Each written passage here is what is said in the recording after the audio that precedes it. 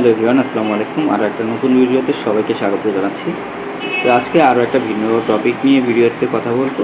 সেটা হচ্ছে যে ডুয়াল কারেন্সি বা মাল্টি কারেন্সি কার্ড সম্পর্কে আমরা একটু কথা বলবো। এটা কী এবং এটা দিয়ে কি হয়। তো এটা ডুয়াল কারেন্সি এবং মাল্টি কারেন্সি যেটাই বলেন না কেন, সেম টপিক সেম কাজ। হ্যাঁ, এটার কাজ হচ্ছে যখন আপনি একটা ব্যাংকে যখন একটা অ্যাকাউন্ট করতে হবে আপনাকে, ওই অ্যাকাউন্টের এগেনস্টে আপনাকে একটা কার্ড দিবে, ইন্টারন্যাশনাল কার্ড। সে কার্ড দিয়ে আপনি আর কি বাংলাদেশ থেকে ওই কার্ডটা নিয়ে গিয়ে ওই অ্যাকাউন্টে আপনি মূলত একটা অ্যাকাউন্ট প্রথমে ফার্স্ট অফ অল আপনি একটা অ্যাকাউন্ট করবেন।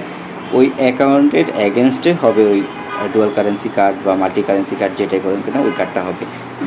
দেন আপনি যখন আপনার অ্যাকাউন্টে টাকা রাখবেন, ডিপোজিট করবেন টাকাটা, ওই টাকাটাই আপনি যখন ইন্টারন্যাশনাল ট্রানজ্যাকশন করবেন তখন আপনি সেটা ক্রস করতে পারবেন। ওই ডলারটা তখন আবার আপনার এই অ্যাকাউন্ট থেকে বা ওই কার্ড থেকে কেটে নেবে টাকাটা। আপনার অ্যাকাউন্ট বা অ্যাকাউন্ট থেকে যেহেতু কার্ডটা আসে, তো আপনার অ্যাকাউন্ট কার্ড বোধ দুই জায়গায় আর কি অ্যামাউন্টটা শো করবে। এরপরে আপনি যখন ইন্টারন্যাশনাল ট্রানজ্যাকশন করবেন, সেটা হতে পারে বিদেশে যাওয়ার পরে আপনি যখন কিছু কেনাকাটা করবেন, শপিং করলেন বা যে কোনো কিছু করলেন, খরচ করলেন, সেই খরচটা যখন আপনি পেমেন্ট করবেন ডলারে, ওই ডলারের সমমূল্য টাকাটা আপনার অ্যাকাউন্ট থেকে আর কি কেটে নেওয়া হবে।